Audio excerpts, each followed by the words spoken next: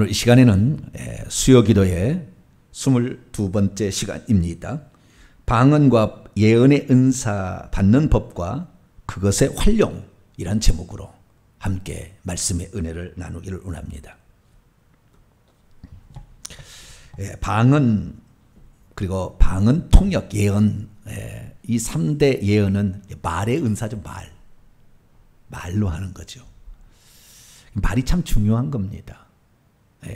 방언은 알아들을 수 없는 말이죠. 그 중에서 방언, 통역이나 예언은 알아들을 수 있는 거예요. 남이 알아들을 수 없는 것은 교회의 덕을 세우지 못합니다.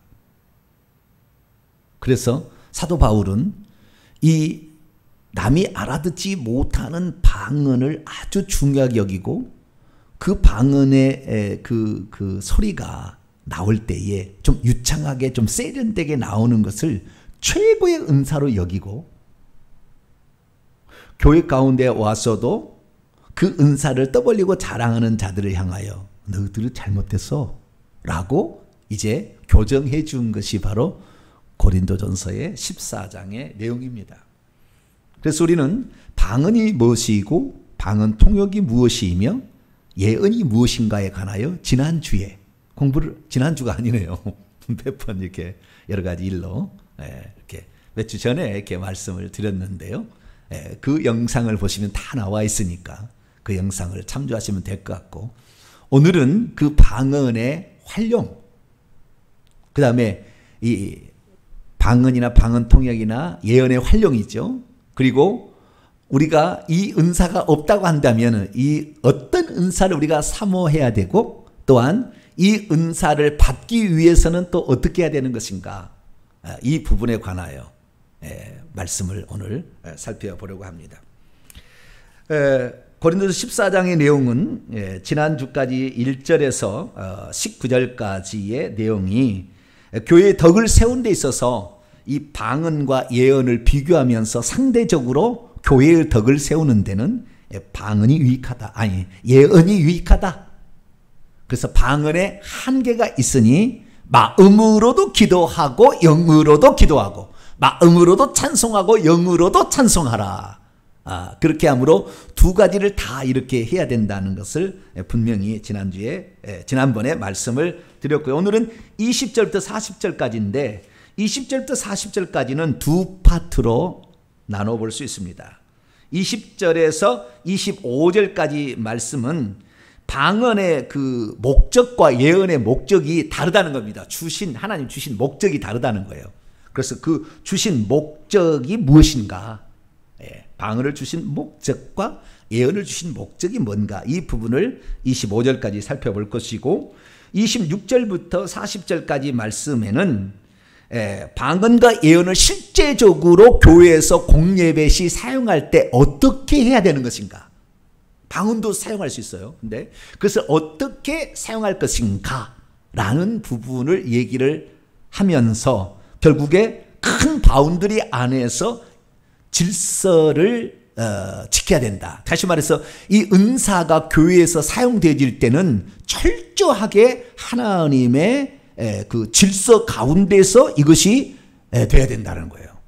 이 질서가 무너지고 중구난방식으로 교회 권사가 예언한다고 해서 따라가서 골방에서 기도받고 이 죽을 일이에요. 결국에 함부로 이렇게 하면 안 되는 거예요. 그래서 이게 거의 교회들이 그렇게 해서 교회가 풍비박산을 나는 경우를 많이 봤는데요. 큰일 날 일인 거죠. 주의 종의 이 질서 아래서 정확하게 예배적으로 그것이 아름답게 사용되어야지 은밀하게 되었을 때 귀신이 완전히 사로잡습니다.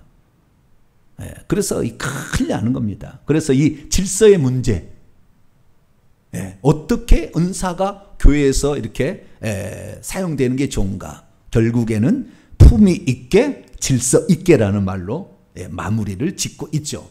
그래서 이 부분에 관하여 여기에 지금 얘기를 하고 있습니다.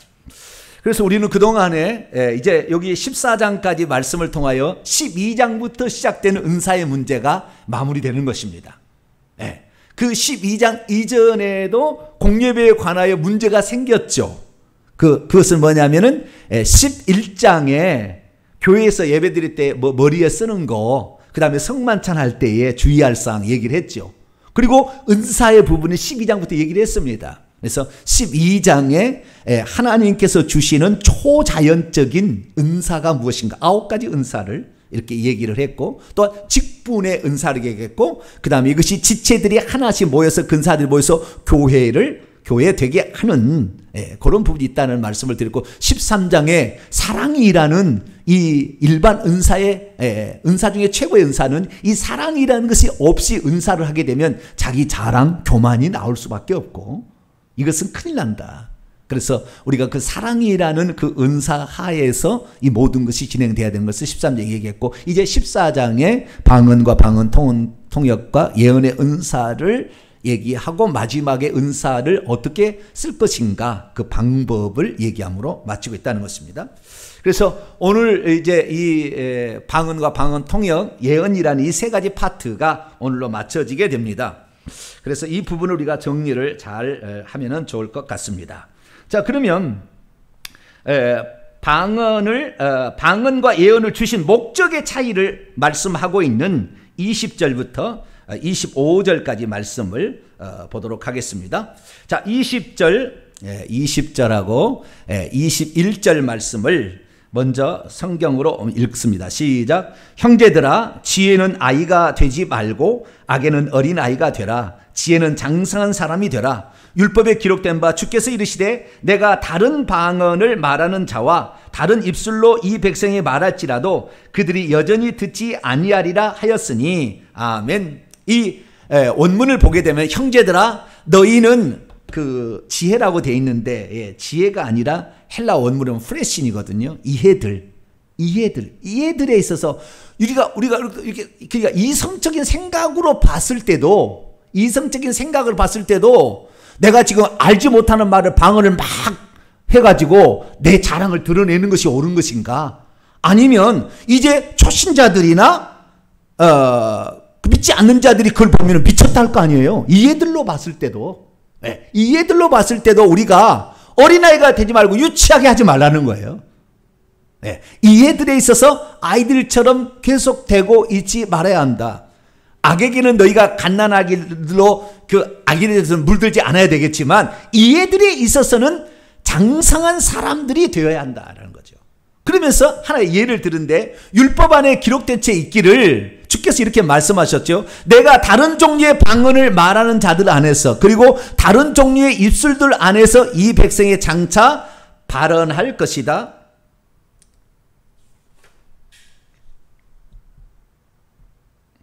그러나 이와 같이 그들이 나의 말을 새겨 듣지 않을 것이다. 그러니까 방언으로 이렇게 다른 말로 말한다 할지라도 안 들을 사람은 안 듣는다는 거예요. 여러분들은 들을 수 있는 귀가 있게 되기를 축원합니다. 이게 엄청 중요한 거예요.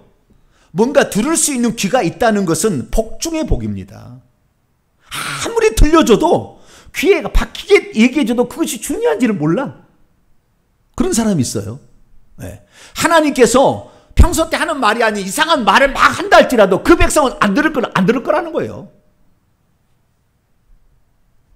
그래서 우리가 어떤 말을 들었든지 간에 하나님께서 그 속에서 말씀하고 있는 그러한 성령의 역사하심이 거기에 있을 때는 빨리 그것을 알아차릴 수 있는 게 있는데, 그건 다른 게 아니에요. 내가 보니까 딱 이 두 가지예요. 겸손해야 되고요. 겸손의 영이 있어야 되고요. 두 번째는 오직 진리의 말씀을 나는 따라가겠습니다. 이 두 가지의 생각을 항상 가져야만이 말씀이 들려요. 말씀이 들립니다. 나는 더 이상 배울 거 없어. 나는 다 알고 있어. 저는 지금도 제가 말씀을 증거하는데도요, 지금도 엄청 몰라가지고 지금도 모르는 게 너무 많아요. 아가서 나 공부하면서 엄청, 야, 내가 이렇게 많이 모르고 있었나? 심지어 거기에 있는 식물의 꽃 하나도 하나님께서 다 의도를 가지고 보여주시고 말하고 있더라는 거예요. 꽃송이 하나도, 색깔 하나도, 모양 하나도 허투루 없이 하나님은 우리에게 말씀하고 있는데, 우리는 그걸 잘 모르게 그냥 슬쩍슬쩍 지나가는 거예요. 엔게디 포도원의 고베라 송이처럼 내 사랑하는 자는 그렇게 아름답다. 그러니까 보통 어떻게 해석하느냐? 사람들이요. 포도밭에 그런 고베라 같은 이런 꽃이 있으니까 그것이 달리 보이니까 이거 얼마나 어우러질 것이냐? 그렇게 해석을 해요. 젓갈색의 고베라에 그 주님께서 그 장차 우리를 위해서 그 고결하신 분이, 죄 없으신 분이 피 흘려 죽으실 것을 그대로 표현하고 있는 그 꽃송이 하나에 하나님의 뜻을 그렇게 감춰 있는데, 우리는 적당히 무슨 연애 편지 쓰는 거냐? 꽃 좋아하네. 야, 이거 둘이 꽃 좋아해서 꽃 주었구만. 하나는 백합하고 하나는 고베라고. 그런 식으로 생각하는데 그게 아닌 거죠. 그게 아닌 거예요. 그 순간에 그것이 자라나서 이 고베라나 그 다음에 이 백합화나 1년생인가 단년생인가요? 모르겠네. 1년생이죠? 백합화? 아네모네. 그 1년생과 단년생은 잘 모르는지 모르겠는데 뿌리는 남아있어서요 꽃이 다시 올라오는 거예요. 아시겠죠? 뿌리가 남아있어요. 그걸 단년생으로 하는가요? 씨로 없어지고 씨로 날아가서 다시 하는 것은 1년생이죠. 그런데 뿌리로 남아있어. 뿌리로 남아있다가 이렇게 나오니까 단년생으로 얘기를 해야 되나? 근데 좌우지간 해년마다 죽어서 없어져. 나무는 죽어서 없어지는 게 아니잖아요. 그대로 있다가 다시 이파리 나고 이렇게 꽃이 나오는 거자면은 이 풀이라는 것은 없어지는 거잖아요. 다 말라서 비틀어져서. 그러다 다시 올라오는 건데 씨로 올라올 거냐? 뿌리가 남아있어 다시 올라올 거냐? 뭐 그런 차이인데 어쨌든 없어지는데 거기에 다시 올라오는 그 풀 하나, 꽃송이 하나에도 하나님의 뜻을 담고 있더라는 거예요. 그 사건 전개와 이 모든 것들이 이 예수 그리스도를 믿는 우리들의 신앙의 그 진보를 그대로 아가서는 말하고 있고, 뿐만 아니라 이스라엘 민족과 이방인들로 구성되는 교회가 어떻게 탄생되는 것까지도 다 얘기해놨어요. 거기에 나중에 아가서 보면은 얘기를 하게 되면. 그래서 내가 너무나 주님 앞에 과거에 아가서 보면은 무슨 이런 얘기에 뭐 침실로 가자, 뭐 어디로 가자, 뭐 이런 얘기가 그냥 성경에 있나. 그리고 이제 지나쳐 버렸죠. 그런데 지금 생각해서 주님의 음성을 정말 제대로 들으려고 하니까 그 피부 깊숙이 들어오는 그 주님의 우리를 향하신 우리를 향하여 친히 자신의 옥합을 깨뜨려 먼저 보여주심으로 우리들을 향하여 이 어떻게 당신을 사랑하는 것인가를 바라시는 그 모양이, 그 어떤 호소가 뚝뚝 떨어지는 기름 방울처럼 그렇게 느껴지게 되는 거죠. 그래서 우리가 정말 내가 안다 이렇게 하지 말고 언제나 주님 지금이라도 말씀하시면은 저는 고치겠습니다. 할렐루야. 이런 자세로 우리가 살아가게 될 때에 하나님께서는 더 새롭게 하시고 더 좋은 것으로 우리에게 먹여주시는데, 만약에 그렇지 않다고 한다면 우리는 거기에서 딱 머물러서 자기의 교만에 갇혀서 그 철장에서 절대 헤어나오지 못함으로 결국 나중에 쭉정이나 염소가 쭉정이나 되든지 그 다음에 가라지죠. 염소를 가라지라는데 쭉정이가 가라지 되는 그런 상황까지 갈 수 있다. 그래서 늘 겸손하게 우리가 이해들 그냥 기본적인 상식으로 들어도 어떻게 해야 되겠는가, 방언을 어떻게 살용해야 되고 그 다음에 예언을 어떻게 활용해야 되겠는가 알 수가 있지 않느냐. 무슨 신령한 음성을 다른 언어를 들려준다 해서 너희가 이게 그런 말이었어? 이게 말고 상식적으로 생각해 볼 때도 얼마든지 너희들이 생각해 볼 수 있으니 잘 들어보고 이 예언과 방언이 주신 목적이 다르니까 그 목적에 따라 사용해라 라고 말씀하고 있다는 거예요. 그리고 그 다음에 그래서 이제 22절부터 25절까지는 이 방언과 예언을 주신 그 목적의 차이를 얘기해 주고 있습니다. 자, 22절에서 23절까지 말씀을 또 읽어보죠. 시작. 그러므로 방언은 믿는 자들을 위하지 아니하고 믿지 아니하는 자들을 위하는 표적이나 예언은 믿지 아니하는 자들을 위하지 않고 믿는 자들을 위함이니라. 그러므로 온 교회가 다 함께 모여 방언으로 말하면 알지 못하는 자들이나 믿지 아니하는 자들이 들어와서 너희를 미쳤다 하지 아니하겠느냐. 계속 24, 25절까지. 그러나 다 예언을 하면 믿지 아니하는 자들이나 알지 못하는 자들이 들어와서 모든 사람에게 책망을 들으며 모든 사람에게 판단을 받고 그의 마음에 숨은 일이 드러나게 되므로 엎드려 하나님께 경배하며 하나님이 참으로 너희 가운데 계신다 전파하리라. 아멘. 네. 자, 그러면 22절로 다시 돌아갑니다. 자, 22절을 헬라 원문으로 또 살펴보도록 합니다. 그러므로 표적을 위하여 있는 방언들, 표적, 이 영이 있고 영이 살아나면 말을 한다라는 거잖아요. 이게 방언이잖아요. 영이 있고, 영이 있고, 그 다음에 그 영이 살아나면 방언한다는 게 표적이잖아요. 그래서 이 표적을 위하여 있는 방언들은 믿고 있는 이들을 위하여 있지 아니하고 이런 방언이라는 은사를 믿고 있는 이들을 위하지 아니하고 오히려 이런 것이 어디서? 라고 믿지 아니하는 자들을 위하여 표적으로 주어진다는 거예요. 심지어 요즘에 어디 하냐면 성경이 완성된부터 은사가 사라졌대요. 어디 은사가 있냐? 방언, 무슨 이 귀신들의 신나라 까문 소리 그만하라. 그렇게 하는 사람이 있다고요. 과연 새 예루살렘에 들어갈 수 있을까? 그렇게 주장해서 성령이 2000년 전에 성령은 지금 성령하고 뭐 다릅니까? 다른 성령을 믿고 있나요? 사도 바울은 방언이 개인을 유익을 위하였고 교회 유익을 끼치지 못하지만 나는 다 방언 말하는 자가 되기를 원하고 나는 남들보다 더 방언 말하는 자가 되어서 감사하고 방언 말하기를 금하지 말라고 분명히 얘기를 했다 그 말이죠. 그런데 이 방언 자체가 교회 유익을 주지는 못한다는 측면이 있지만 그 개인의 영을 세우는데 엄청 중요하고 이 방언이 아니고서는 다른 은사들이 안 나타납니다. 이 영이 처음으로 깨어나서 어린아이가 응애 함으로 처음에서 말을 하기 시작하여서 그 다음에 걸어다니기도 하고 이 아이가 손으로 그림을 그릴 수도 있고 다 나오는 거예요. 처음에 이 아이가 말을 하지 못한다고 한다면 이게 얼마나 힘듭니까? 그렇기 때문에 이 방언이라는 것은 모든 은사의 어쩌면은 시발점이에요. 왜? 사도행전 2장에 성령이 예루살렘 교회에 오셨을 때에, 교회가 아니죠. 예루살렘 마가다락방에 오셨을 때에 최초로 나타난 것이 방언이었다 이거잖아요. 그러니까 처음에 은사가 이게 나타났다는 이거 사실 자체가 우리에게 오늘 들려주는 의미가 있는 것이죠. 그래서 이것은 이 방언 어딨어? 라고 하는 사람들에게 있어.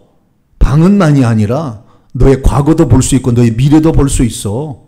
환상으로도 보고 꿈으로도 보고 그냥 직감적으로도 알 수도 있어. 글자로도 보이고 주님이 직접 말씀한 그 귀로도 들려. 얘기해 주는 거죠. 얘기해 주는 거예요. 근데 이제 이런 얘기를 하게 되면요. 또 은사 쪽을 좋아하는 이런 데가 이거 이용해 먹거든요. 이런 설교만 딱 뽑아가지고 이렇게 얘기했다. 그게 얘기했다. 우리가 진짜다. 그리고 막 하는데 어지럽습니다. 어지러워요. 그래서 우리는 이 성경이 말씀하신 바를 정확히 주목하고 이 원칙에서 벗어나면 안 돼요. 그래서 성경 우리에게 남겨준 거 아니겠어요? 주님께서. 그래서 이 방언은 이런 신령한 은사에 대해서 어디 그런 일이 있어? 전부 무슨 방언을 통역해 봤더니 방언이 다 쓸데없는 말들이라 방언 통역을 제대로 한 번도 안 해봐서 그래요. 방언 통역하면 얼마나 방언 통역에서 방언에서 나오는 그 말 있잖아요. 그 말이 예수님이 얘기하세요. 성부 성자 성령 가운데 예수님이 얘기하시는데 방언하실 때는 성령을 의지해서 예수님이 얘기하고 있는데 이 예수님의 얘기가 있고요. 그의 영이 하나님께 기도하는 것도 있어요. 그 내용을 들어보게 되면. 그러나 그 방언의 내용을 들어보면 단 한마디도 허투루 말하려는 게 없어요. 이기적인 욕심이 거기는 하나도 안 들어가 있습니다. 오직 영을 위하여, 오직 사람의 구원을 위하여, 오직 그 하나님의 영광을 위하여서만 말하고 있어요. 방언은 하나도 무슨 뺄 것이 없어. 뺄 것이. 틀린 것이 하나도 없어요. 이 영의 말은. 네. 그런데 이 영이 무슨 쓸데없는 얘기를 한다 이렇게 얘기하는 것은 너무나 유치한 수준에 있는 거예요. 근데 뭐 그렇게 믿겠다는데 어떻게 말할 수 없어요. 사람은 자기 자유의지가 있기 때문에 자기가 믿고 싶은 대로 믿는 거거든요. 믿고 싶은 대로. 여러분들은 성경에 나와 있는 대로 그냥 믿으시기 바랍니다. 네. 바울이 분명히 가르쳐 줬기 때문에 방언이라는 게 뭔지 사도행전 아무리 읽어봤자 설명이 안 돼 있어요. 그런데 고린도서 14장만 이게 설명이 돼 있다고요. 그래서 우리는 이 고린도서 14장을 통하여 정확하게 이 방언이 글로사라는 그 헬라어에 요게 사도행전 2장에 그대로 나와요. 글로사. 그대로 나오는 그대로 동일한 말이에요. 디알렉토 아니에요. 지방말 막 이런 거 아니에요. 그래서 우리가 정확히 이 성경적인 견해를 가지고 가야 됩니다. 자, 22절 중간에 봅니다. 그런데 예언은 믿지 아니하는 자들을 위하지 않고 믿는 자들, 그러니까 이런 은사가 있어.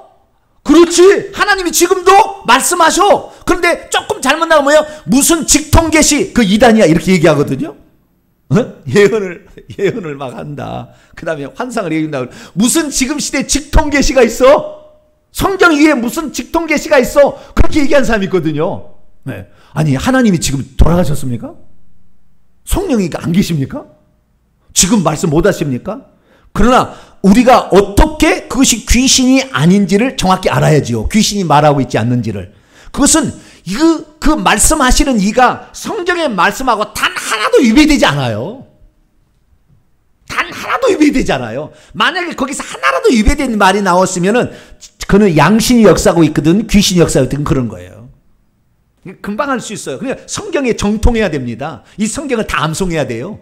그래야만이 저 사람이 지금 어디에서 틀린 말을 하고 있구만. 당신은 가짜야. 당신은 지금 성령에 취했다가 귀신에게 취했다가 양다리 지금 갖고 있어. 귀신이 보여준 것도 성령이 보이는 얘기하고 성령이 보이는 성령이 얘기하기 때문에 이 어리석한 사람들은 그것이 다 성령의 음성이라고 따라가요.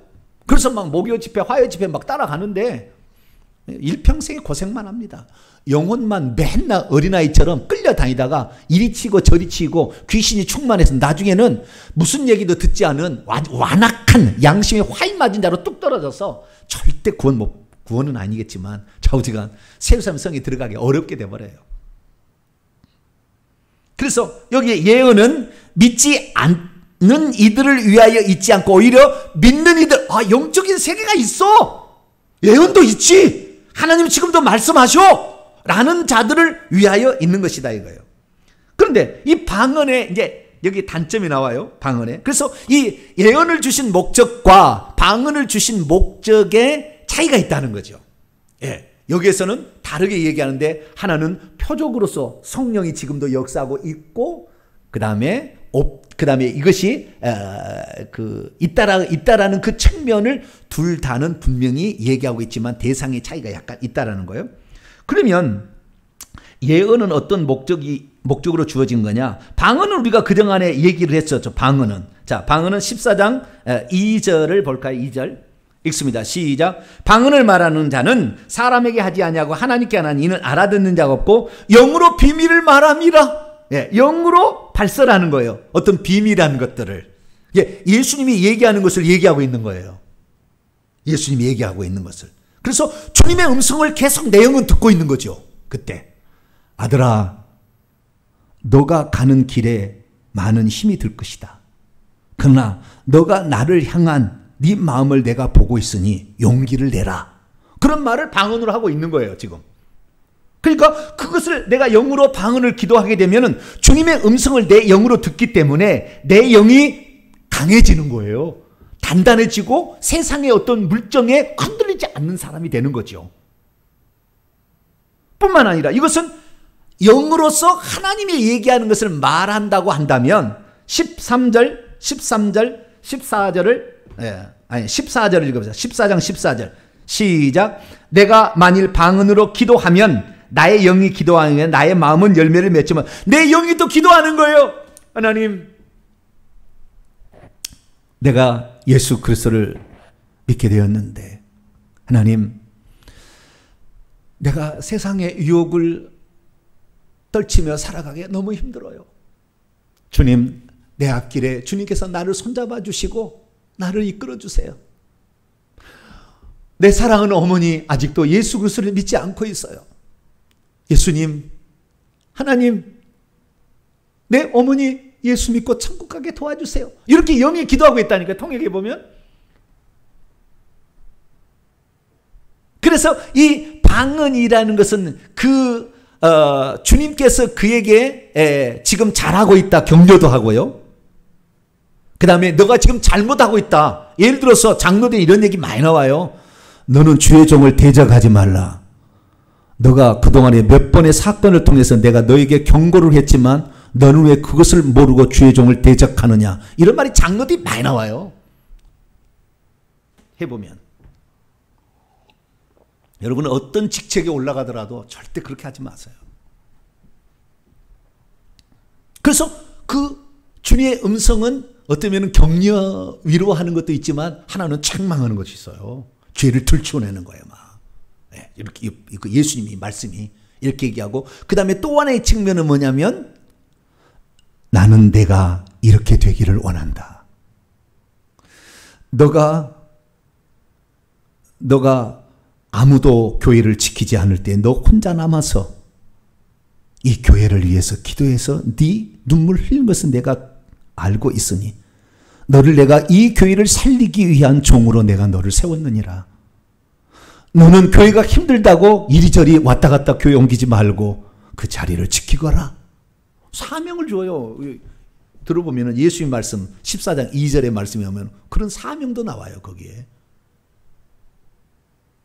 그래서 우리가 이 방언 통역을 잘하게 되면 방언 통역이 주님이 하신 말씀을 방언 통역으로 해보면 이것이 곧 예언이에요. 이것이 예언이라고. 예언하고 똑같다고요. 그 내용이. 그런데 방언은 그게 하나 더 있어요. 내가 하나님께 기도하는 게 있어요. 기도하는 거. 네, 내가 하나님께 기도하는 게 있어요. 그래서 자기의 소원을 이렇게, 그 소원은 절대 이기적인 돈 많이 벌게 해달라는, 이사 갔을 때 거기에 땅값이 올라가 집값이 올라가라는 말은 단 한마디도 안 나와. 절대 그런 데는. 내 자식이 시험 쳤는데 합격해달라 절대 안 나와. 거기에는.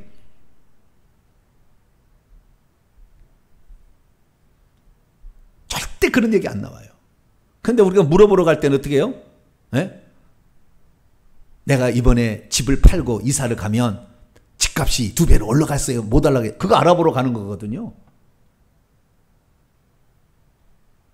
주님이 이 땅에 관심 없어요. 이 땅에 어떤 복을 받는 게 아무 관심 없습니다. 그 통역해 보면. 아무 관심 없어요. 그래서 이 방언을 주신 목적은 그의 영이 때로는 위로를 받고 때로는 책망을 받고 때로는 하나님의 사명을 깨닫고 또한 자기가 자기의 구원과 영적인 진보를 위하여 주님, 내가 신부가 되기를 원하는데 말씀을 들어보니 신부 되기가 너무 어려워요. 내 눈이 범죄케 하면 떼어내버리라 그랬는데 내 눈이 너무 범죄하고 있고, 네 손이 잘못된 길을 가면 차라리 잘라버려라. 두 팔을 가지고 두 손을 가지고 지옥에 떨어지는 것보다 낫고, 네 팔이 잘못된 거 하면 차라리 팔을 잘라버려라. 지옥 꺼지지 않는 불에 떨어진 것은 낫다고 했는데 내가 아직 그렇게 살지를 못해요. 주님, 저를 좀 도와주세요. 이렇게 기도하고 있다니까요. 영이.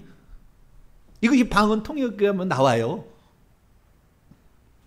그래서 이 방언이라는 것은 자기를 견고하게 만들고 자기를 세우고 그 다음에 자기가 잘못된 길을 가고 있을 때에 그것을 다시 수축해 줍니다. 바른 길을 가도록. 그래서 방언은 아주 좋은 거예요. 그런데 회개를 하지 않기 때문에 아무런 소용이 없는 거예요. 그것이. 회개를 해야만이 그 다음에 되어지거든요. 모든 것은 다. 회개를 하지 않으면 주여 주여 하고 무슨 선지자 예언하고 병 고치고 쓸데없어요. 이 독사의 새끼들 해버렸어요. 주님이. 내게서 떠나가라. 내가 너를 도무지 알지 못한다. 주님이 그러셔버린다고요. 왜? 그 사람이 회개치 않으면은 그 능력만 받으면은 결국에 자기 자랑할 거거든. 돈 벌 거거든. 그걸로 사람들 끌어모아가지고. 예언 막 팔고 막 이럴 거거든. 그러니까 주님께서 그런 거 안 하셔요. 그래서 이 방언이라는 것은 너무 좋아요. 내용이 하나도 버릴 것이 없다. 이것이 방언이에요. 여러분들 회개를 많이 하신다 하면은, 앞으로 제가 다시 한번 설교하겠습니다만은, 회개를 많이 한다면은 다시 방언을 시작하셔야 돼요. 회개 절반, 방언 절반. 그래야만이 영적인 진보가 일어납니다. 회개만 계속하면 어린아이의 수준으로 멈춰 있어요. 내 영은 나보다 더 잘 알아요. 왜? 주님이 영으로 말씀하고 있는 거기 때문에 주님의 소원이 거기에 들었다 그 말이에요. 그러니까 이 방언을 기도하게 되면은 주님이 나를 향한 계획을 미리 기도를 함으로 나가기 때문에, 방언 기도를 했을 때는 나의 앞길이 그 길로 열어지는 효과가 있어요. 그렇기 때문에 회개는 어느 정도, 적어도 360번을 내가 회개 기도문으로 회개를 했다. 그러면은 그때부터 어떻게 해요? 방언도 같이 하셔야 돼요. 그렇지 않으면 영적 진보가 잘 안 일어나요. 그래서 이 방언이라는 것은 목적이, 주님께서 우리의 개인의 영혼을 세운다, 건축한다는 거잖아요. 허물어진 것을 세우고 온전케 해주고 바른 길로 갈 수 있도록 해주는 것이 방언이다예요. 근데 방언을 못하게 해요. 어떤 교회 가면은. 그러면 안 돼요. 그래서 방언은 그런 목적이 있는가 하면, 예언은 어떤 목적이 있느냐라는 거. 예언을, 예언 들어가기 전에 23절의 말씀을 먼저 좀 읽고 넘어가죠. 직역을 23절을 보면, 그러므로 만일 온 교회가 바로 그것에 대하여, 표적에 대하여 함께 모인다면, 그리고 모두가 계속 말한다면, 그런데 배우지 못한 무식한 이들이나 믿지 않는 자들이 들어온다면 그들은 너희를 미쳤다고 말하지 않겠느냐. 그게 방언을 일반 사람, 자기와 하나님께만 하는 거잖아요. 근데 이것을 방언을 다른 사람에게 말하면 알아들을 수가 없는 말이니까, 초신자나 불신자가 들어와 가지고는 그 여 보고 여기는 미친 집단이라고 그런다고 말이에요. 이거 미친 집단이다 이거예요.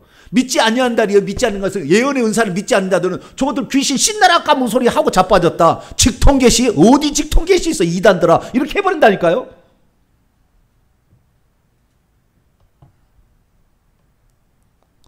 성령을 회방하지 말라, 성령을 분심하게 하지 말라 그랬잖아요. 말씀하는 사람, 이게 결국에 영적 바리새인으로 변하는 겁니다. 시간이 지나면. 그래서 이 말씀과 성령은 같이 가야 돼요. 그래서 말씀도 로고스 말씀이 있고 레마 말씀이 있는 거예요. 로고스는 기록된 말씀이고, 레마 말씀은 지금 성령이 하시는 말씀이에요. 레마 말씀은 두 가지가 같이 있어요. 항상 같이 있어요. 균형을 잡아가야지 어느 하나만 있고 어느 하나는 무시하고, 이게 큰일 날 일이에요. 우리는 이것을 다 알아야 된다는 거죠. 그래서 우리가 대면으로 다른 사람에게 말할 때는 방언을 말하는 게 아니라는 거예요. 그때 쓸 때는 단 하나 이게 있어요. 조건이 있어요. 방언 통역이 있을 때만 쓰라고 딱 조건이 뒤에 나와요. 좀 이따가 이제 활용의 측면에서 그 얘기를 나오고요. 자, 그러면은 24절로 25절은 예언의 목적, 예언을 왜 주셨나라는 그 목적을 진술하고 있는데요. 자, 24절, 25절을 같이 한번 또 우리 개역 성경으로 읽어봅니다. 시작. 그러나 다 예언을 하면 믿지 아니하는 자들이나 알지 못하는 자들이 들어와서 모든 사람에게 책망을 들으며 모든 사람에게 판단을 받고 그의 마음에 숨은 일이 드러나게 되므로 엎드려 하나님께 경배하며 하나님이 참으로 너희 가운데 계신다 전파하리라. 예언을 주신 목적, 책망하기 위하여요. 책망. 그 다음에 판단, 자기가 어떻게 지금 해가고 있는지를 판단받게 하기 위하여. 그 다음에 숨은 일을 폭로하기 위하여. 직분 많은 자일수록요, 외식함이 폭로가 일어나요. 방언 통역하면은. 그러니까 우리 교회에서 공식적으로 만약에 방언 통역 하신 분 불러다가 방언 통역하면은 그날로 폭로될 사람 엄청 많을 거예요. 겉으로 했던 거 다 드러나 버려요. 싹. 제가 안 하는 거죠. 할 수 있으나. 폭로하기 전에 빨리 회개해버렸어요. 할렐루야. 그러면 하나님 기억을 못 한다니까요. 절대 기억을 못 해. 얼마나 좋은지 몰라. 회개가 이렇게 좋아요. 할렐루야. 이게 이게 회개의 능력이에요. 주님도 그걸 기억하지 않아. 과거에 지었던 죄를 얘기 안 해. 여러분, 방언 통역에 보면요, 이 숨은 일을 폭로한다든가 그 스스로가 판단하게 한다든가 책망한다는 것은 좀 적어요. 무슨 말이냐면 성령께서도 방언 통역을 하게 될 때 처음부터 그런 걸 얘기하지 않고요, 이 사람들이 잘해왔던 거 격려하는 쪽을 많이 합니다. 격려하는 쪽을. 근데 계속 안 듣잖아요. 그러면은 하나님도 나중에 기다렸다가 얘기하셔요. 나중에. 종아, 내가 그렇게 얘기하지 않았건을 딱 얘기해버려요.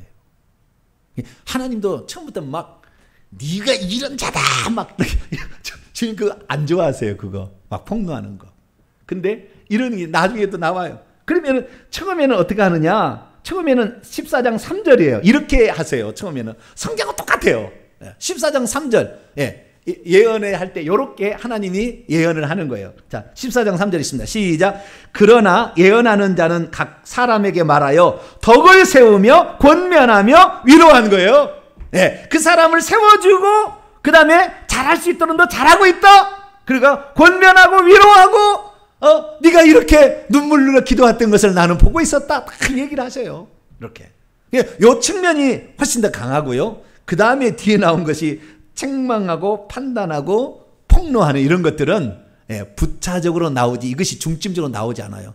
근데 워낙 그 일을 많이 하고 있으면 하나님이 때리더라고요.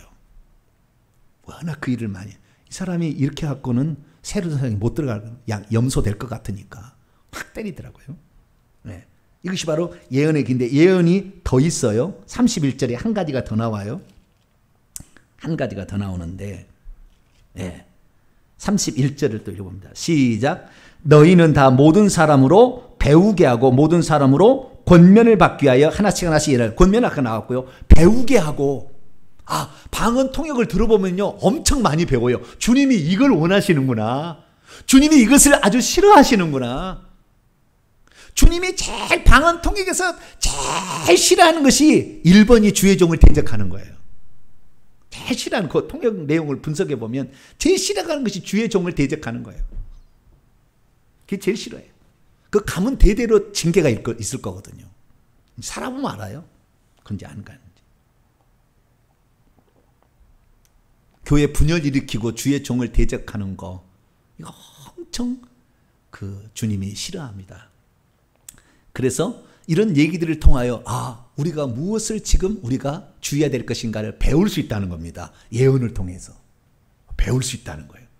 그래서 이 6가지 이 예언의 기능이 있어요. 이 목적을 위해서 예언하는데 방언 통역을 해보면은 주님이 말씀하시는 내용은 똑같아요.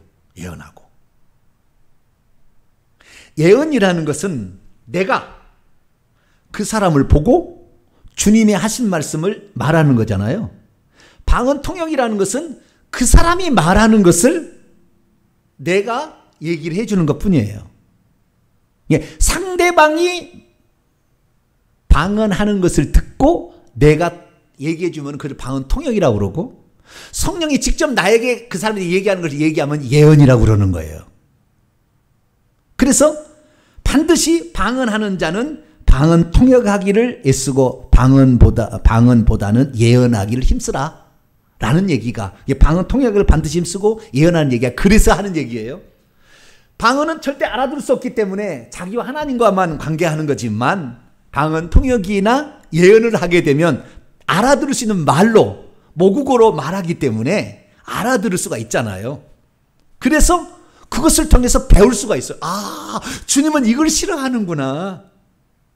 주님은 교회를 위해서 눈물로 기도하는 거, 주의 종을 위해서 기도했던 것이 엄청 상이 되는구나. 이런 걸 알아요. 이제 이거 들어보게 되면은. 그래서 배우게 하기 위하여서도 이런 기능이 있다라는 것이 바로 이 예언의 기능이라고 말할 수가 있겠습니다. 자, 그러면 26절부터는 이제 마지막 절까지는 어떤 내용이냐?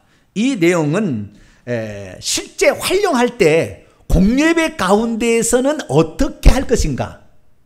공예배 가운데는 어떻게 할 것인가를 여기에 나와 있고, 전체적으로 은사를 쓸 때 어떤 태도 아래에서 해야 되는 것인가, 이 두 부분을 말해주고 있다고 하겠습니다.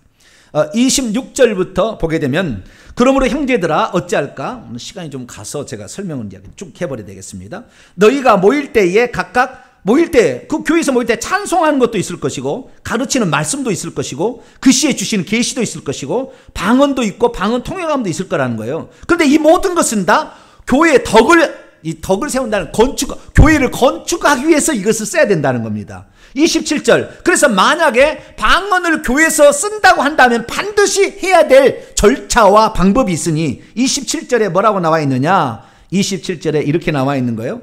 만일 누가 방언으로 말한다면 2사람이나 많아야 3사람이 그 예배 때 말하게 하지, 계속 말하지 말고 2이나 3 정도는 그 예배 때 그 방언을 말하게 하고, 그 다음에 방언도 차례를 따라서 해야지 중구난방하지 말고, 3번째는 반드시 통역을 시키라 이거예요.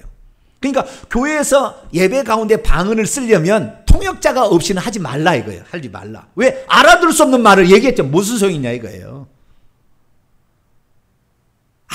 아무런 유익이 없다. 미쳤다 할 수도 있어요. 그러니까 이렇게 하지 말라라는 것입니다. 그래서 28절에 보니까 뭐라고 되어 있느냐, 28절에 그러므로 만일 통역하는 자가 없다면 교회에서는 잠잠하고 자기와 하나님께만 얘기를 해라, 방언을 해라라는 것입니다. 그리고 29절, 예언은 또 어떻게 할 거냐, 예언의 실제입니다. 예언하는 자도 2이나 3 정도로 예언을 하게 하고, 근데 예언은 반드시 해야 될 일이, 방언은 방언 통역을 해야 된다고 했잖아요. 그런데 예언할 때는 반드시 어떻게 분별해야 된다 이렇게 얘기하고 있어요. 2이나 3사람 정도 얘기를 하되 반드시 분별해야 되고, 30절, 만일 곁에 앉아있는 같은 종류의 이에게, 30절 원문을 보게 되면 같은 종류의 다른 이에게, 알로스죠. 그것이 계속 계시되면 첫 번째 사람은 계속 잠잠하고 있어라. 그리고 31절, 왜냐하면 너희는 모든 사람들이 계속 배우게 하기 위하여, 그리고 모든 사람이 계속 권면을 받기 위하여 모든 사람이 하나씩 계속 예언할 수 있다.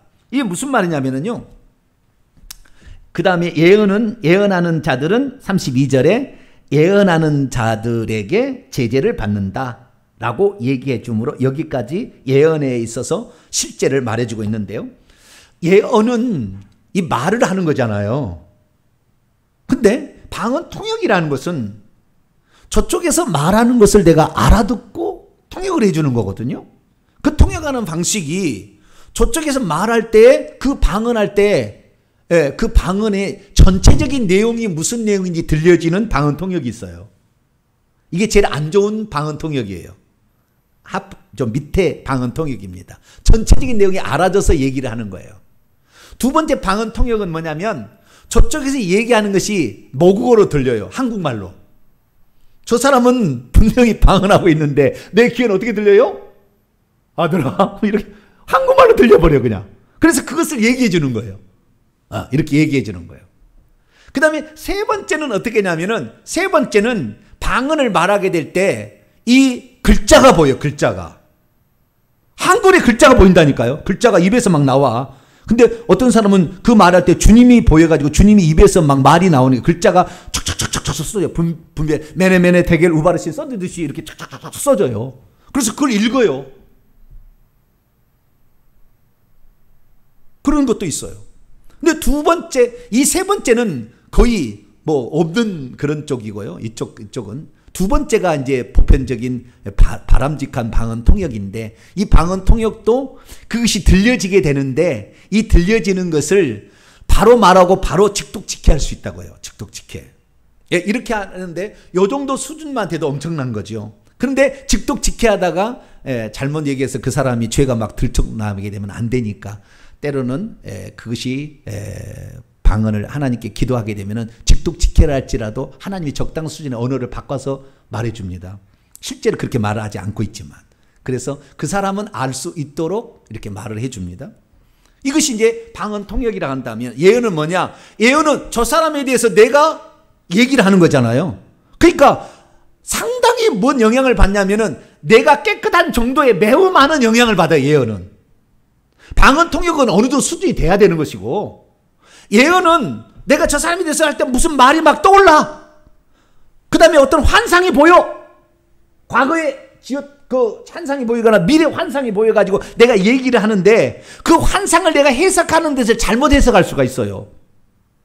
금방 보이는 그것을 갖다가 해석을 하는데, 해석해서 말을 해주는데 잘못 얘기해 줄 수 있다고요. 그렇기 때문에 예언은 반드시 분별해야 돼. 그게 맞는지 안 맞는지.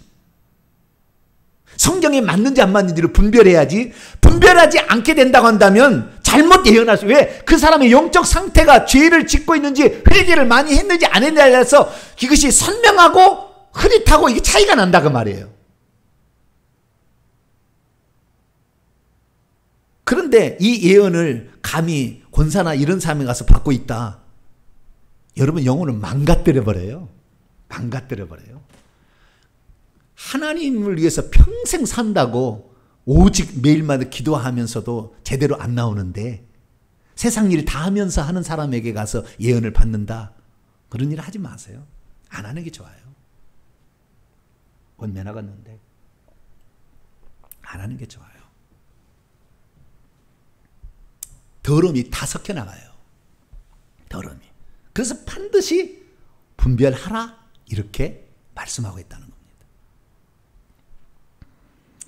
그 다음에 이제 마지막으로 33절부터 마지막 절까지는 은사를 우리가 쓰게 될 때 두 가지 태도로 하라는 거예요. 두 가지 태도로.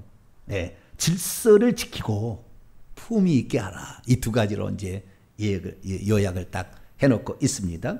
33절. 하나님은 무질서의 하나님이 아니시오 오직 화평의 하나님이시니라. 모든 성도가 교회에서 함과 같이 여자는 교회에서 잠잠할 것이요 그들에게 말하는 것을 허락함이 없나니 율법에서 이런 것. 창세기 3장 16절이 얘기죠. 율법이라는 것은 구약성경을 다 통틀은 얘기니까. 너는 남편을 사모하고 남편은 너를 다스릴지니라 이 말이에요. 율법에 이른과 같이 오직 복종할 것이요 만일 무엇인가를 배우려거든 집에서 자기 남편에게 물어보고 교회에서는 말하지 말고 하지 마라. 그건 부끄러운 일이라. 이게 무슨 말이냐면요. 우리가 이 부분을 잘 이해해야 되는데 뭐 남녀의 차이가 있다, 불평등하다 이 얘기를 하려고 하는 것이 아니라 그 인간이 가지고 있는 고유한 특성과 약점이 있습니다. 주차를 하는데도요. 저는 한 방이면 끝나거든요. 주차. 끝나요. 우리 집사람 주차하는 거 보면은 이렇게 끝나요. 뭔 말인지 아시겠죠? 특성이 있다니까. 특성이. 여자는 수다를 떨어야 스트레스가 풀려. 수다를 막 떨어야. 남자는 수다 떨어서 그 사람은 남자의 자존심이 좀 상하는 사람인데 그런 사람 남자가 아닐 수도. 남자는 말을 많이 하는 게 아니에요. 말을 많이 아니하는 것이 성경에 요청합니다. 잠언 읽어보세요. 말을 많이 아니하는 게 지혜롭다 그렇게 얘기해요. 여자는 말을 많이 하면 실수가 나오기 마련이다 그 말이에요. 여자의 특성이 그렇다 그 말이에요. 특성이. 자꾸 그 마귀하고도 창세기 3장 읽어보면 대화를 하잖아요. 막 말하고 술이 왔다 갔다 하잖아요. 아담 말하지 않아요? 주면 딱 받아먹고 끝났지 뭐 말했다는 말 없어요 거기에는. 여자는 그런 특성이 있다 보니까 교회에서 와서 어떤 영적인 것을 자기가 막 얘기를 하게 되면은 너 그러냐고 뭐 둘이 막 싸우듯이 막 얘기하니까 교회가 소란스럽다는 거예요. 남자는 듣고 얘기만 있다가 할 말 딱 하고 딱 끝나는데 여자는 뭐가 그래 아니 이렇게 하다가 보니까 교회 가면 와 그런다는 거예요. 그러니까 교회에서는 좀 잠잠해라 라는 거예요. 물어볼 일 있다면 남편에게 집에서 물어보는 것은 괜찮다. 그렇게 얘기하는 거예요. 그러지 이 말을 잘못 오해가서 교회에서는 여자들은 장로도 될 수가 없고 교사도 될 수 없다. 그렇게까지 나가지는 마세요. 하나님은 지금 시대는 누구든지 다 할 수 있어요. 목사도 될 수 있고 여자도요. 그런데 어떤 그런 특성이 있으니까 소란스럽게 되는 일을 피하라. 그 말이에요. 아시겠죠? 그 말로 이해를 하시면 될 것 같아요.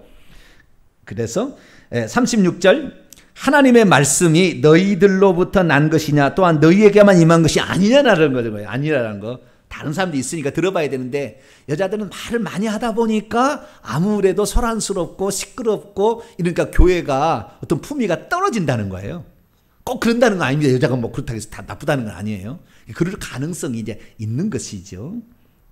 사도 바울은 여자를 절대 무시하지 않습니다. 이것은 어떤 영적인 측면에 있어서 그래서 오늘날에 남녀 평등이라는 것을 주장해서 공무원이고 군인들도 막 다 경찰 공무원도 여자들도 많이 들어가잖아요. 근데 목사는 목사의 안수를 해도 여자 목사가 담임 목사인 경우가 희박한 것은 여기에 이유가 있어요. 여자의 머리는 남자요. 남자의 머리는 그리스도요. 그리스도의 머리는 하나님이라 라는 측면이 있어서 그러는 거예요. 그래서 어떤 그런 게 있다는 것이 이것이 법칙이라는 건 아닙니다. 지금은 누구나 다 동일하게 권리를 가지고 있습니다. 37절부터 만일 누구든지 자기를 선지자나 혹은 신령한 자로 생각한다면 내가 너희에게 쓰는 이 글이 주의 명령인 줄 알라. 에이 무슨 사도 바울 네 말을 나 듣기 싫어. 그게 아니고 이것은 어떻게 해요? 주의 명령이라는 것을 알 필요가 있다. 만약 누구든지 그것을 알지 못하고 있다면 그는 영적인 세계의 문외한이다. 39절로 40절 읽습니다. 시작. 그런즉 내 형제들아 예언하기를 사모하며 방언 말하기를 금하지 말라. 모든 것을 품위 있게 하고 질서 있게 하라. 딱 두 줄로 이야기해줘. 예언하기는 사모하고 방언 말하기는 금하지 말라. 그런데 방언이 어디 있어? 그리고 방언 못하게 하는 데가 많다 그 말이에요. 안 돼, 그거 안 돼. 여기대로 우리 성경대로 우리는 성경대로 이렇게 얘기를 해야 되는 것이죠. 예언하기를 계속 사모하라. 사모하고, 사모하고. 그 다음에 방언으로 말하는 것을 금하지 말라. 방언 말해야 자기의 영혼을 건축할 수가 있으니까. 영을 건강히 할 수 있고 하나님의 계획과 비전과 사명대로 자기를 끌어갈 수가 있으니까 도움이 되니까 그 방언 말하는 것을 금하지 말라. 딱 한마디 요약하고 태도는 어떠냐 40절 그러나 품위 있게 하라. 어떻게 해요? 품위 있게 하라. 그리고 질서를 따라서 하라. 머리가 있다는 거예요. 머리가. 여자의 머리는 남자의 머리는 그리스도의 머리는 하나님의 질서가 있다는 거예요. 질서가. 교회에서도 질서가 있고 그래야만이 되는 겁니다. 교회의 질서가 무너지면 사단이 먹어버려요. 자신이 스스로 질서를 파괴하는 사람 되면 안 돼요. 하나님 가만두지 않아요. 이 질서를 파괴하는 것이 마귀거든요. 답이. 마귀가 자기 보좌, 하나님 보좌에 나의 보좌를 높이겠다고 한 거 아니에요? 이것이 마귀라고 해요. 마귀. 질서를 파괴하는 게 마귀예요. 그러나 아까 이해들이라고 프레신 이해들이라고 얘기했듯이 상식적으로 생각해봐도 방언을 롤롤롤롤 하는데 이거 해갖고 무슨 소용이냐 그 말이에요. 상대방이 무슨 도움이 되냐 이 말이에요. 우리는 교회의 덕을 세우고 교회를 건축하고 교회를 건강하게 하기 위해서 하기 때문에 말을 해도 막 떠들지 말고 품위 있게 할 말 딱 하고 순서를 기다렸다가 딱 하고 따지거나 막 하지 말고 질서를 지키며 품위 있게 할 말과 안 할 말 가려서 잘 이렇게 해야만이 이것이 영적인 은사를 쓰는 방법이다라고 최종적으로 사도 바울이 말씀을 하고 있습니다. 사랑하는 성도 여러분, 은사는 없어지지 않았습니다. 주님 오실 때까지 얼굴과 얼굴을 대면할 때까지 고린도서 13장에 나와요. 그때까지 계속 있을 것입니다. 그러나 이 모든 것을 가지고 있어도 절제 은사가 없다. 사랑의 은사가 없다. 하지 않는 게 좋아요. 정말 그 영혼을 진심으로 사랑하는 마음이 있을 때 권면도 하는 것이고 책망도 하는 것이지 성질대로 하는 게 아니에요. 그리고 내가 아무리 좋은 은사를 가지고 있어도 이것이 이 공동체에 지금 유익이 될 것 같을 때 얘기를 해야지. 그 은사 내가 이런 은사 있다고 자랑하기 위해서 하면은 경쟁 관계로 들어가게 되고 그러다 실수하게 되면 큰일 나서 갈라지고 잘라지고 흩어지게 되는 거예요. 그래서 우리는 은사는 분명히 존재한다. 그리고 그 은사 중에서도 나의 유익을 위한 은사는 방언 하나밖에 없어요. 방언은 나를 위해서 하세요. 언제라도 기도하실 때마다. 앞으로 회개를 많이 하시면 50대 50으로 방언을 하세요. 그렇게 방언을 행하시고, 그러나 교회 유익을 위해서 그런 은사들을 오히려 더 많이 사모하시고, 이런 은사들을 쓰되 질서 가운데에서 정확히 쓰셔야 된다. 마지막으로 한 말씀 드리고 싶은 것은, 방언이나 방언 통역이나 예언은 기도하기를 싫어하는 사람은 절대 안 나타난다는 것. 기도로서 누군가를 섬기려고 그 마음을 가지고 있어야 된다는 거예요. 그래서 결국에 우리가 요약할 수 있는 것은, 이런 은사를 받으려면 어떻게 해야 되느냐? 첫째, 회개해야 됩니다. 회개를 많이 하셔야 돼요. 회개를 하지 않으면 안 되는 거예요. 이것은 이제 부수적입니다. 원래는 사모하고 기도하면 되는 거예요. 은사를 받으려면 어떻게 해야 된다? 사모하고 기도하는 거예요. 답은 사모하고 기도하면 되는 거예요. 그런데 어떤 사람 기도를 얼마나 하느냐 막 물어보는 거예요. 얼마나 하느냐? 하루에 10시간씩 해야 되느냐? 하루에 4시간씩 해야 되느냐? 방언은 또 얼마나 해야 되느냐? 뭐 이렇게 얘기를 하게 되는데, 이 측면은 얼마나 해야 된다는 분량은 각 사람 분량마다 달라요. 근데 기도를 많이 해야 은사가 오는 것이지, 기도 없이는 절대 안 온다는 거. 이거. 그 다음에 이 초대 예수 그리스도를 믿는 사람들의 이 실수가 뭐하냐면은 정제되지 않는 거친 언어가 많이 나와요. 3대를 믿어서 은사가 나타나면 정말 좋아요. 근데 초대에는 그렇지 않을 확률이 많아요. 인품의 성품의 변화가 안 찾아서. 그래서 우리가 방언이나 이런 은사들을 사모하려면 회개를 많이 하시는 것이 가장 좋고, 두 번째는 자신의 어떤 그 십계명을 잘 지키면서 죄를 안 지려고 해야 돼요. 죄가 없는 상태에서 은사가 사모가 되지, 죄를 짓고 있으면서 하게 됐을 때는 은사가 귀신이 이게 틈타버려요. 그래서 십계명을 잘 준수하면서 자기를 정결케 하는 일을 많이 하시라. 세 번째는 이것은 남을 섬기기 위해요. 방언을 제외하고 남을 섬기기 위한 다 은사거든요. 그러니까 남을 섬기기 위한, 하나님께서 내게 주신 은혜를 어떻게 보답할까? 그런 마음으로 하는 거기 때문에 이것은 남을 이타적인 이런 마음을 가지고 있는 사람이 방언 통역이나 예언이나 은사를 사모해야지. 내가 병고침 은사를 하나님 줬어. 기도했는데. 근데 쓸 수가 없어. 그러니까 이런 은사가 오면은요, 반드시 어떤 사역이 그 사람의 길을 예비되어 있는 거예요. 근데 나는 그런 사역자 갈 수도 없어. 그런데 나는 주여, 내가 손만 얹으면 병을 낫게 하여 주시옵소서. 큰일 나는 거예요. 왜? 쓰지도 않을 거니까. 쓰지도 않을 건데 그거 갖고 나중에 몇 사람 고쳐가지고 자랑하려고 그러는 거거든요. 차라리 안 받는 게 나아요. 안 받는 게. 주여, 나에게 기도 많이 할 수 있는 은사를 주시옵소서. 할렐루야. 사람을 더 사랑할 수 있는 은사, 이거 좋아요. 주여, 남을 긍휼히 여기는 은사를 더 주시옵소서. 이런 건 좋아요. 근데 영적인 특별한 은사를 사모해서 그걸 쓰지 않는다. 그 쓰라고 주는 은사거든요. 섬기라고 주는 은사라고요. 그러니까 은사를 우리가 간구할 때도 내가 위치와 직분에 따라서 어떤 은사를 사모해야 될 것인가를 생각해보고 그리고 은사를 간구하셨고, 은사가 없다 할지라도 너는 나를 보지 않고 믿느냐? 보지 않고 믿는 자는 복되도다 그랬다고요. 우리가 주님의 음성이 들리지 않고 환상이 보이지 않아도 얼마든지 주님 사랑할 수 있어요. 그렇기 때문에 이 은사라는 것은 교회 유익을 위해서 쓰도록 하나님이 주신 선물이니까, 이건 선물이니까 없어도 될 것이다. 그러나 있다라는 거, 그리고 교회를 위해서 하나님이 주신다라는 거, 그러나 그것은 남을 위해서 쓰는 은사이기 때문에 함부로 구해서도 안 된다는 거. 받았으면 그것을 사역자가 되어야 되는 거예요.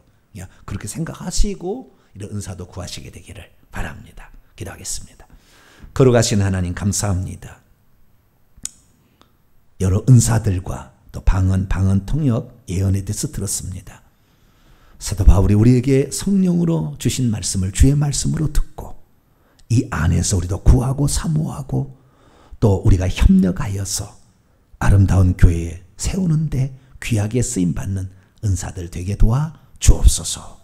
우리 주 예수 그리스도의 이름으로 기도하옵나이다.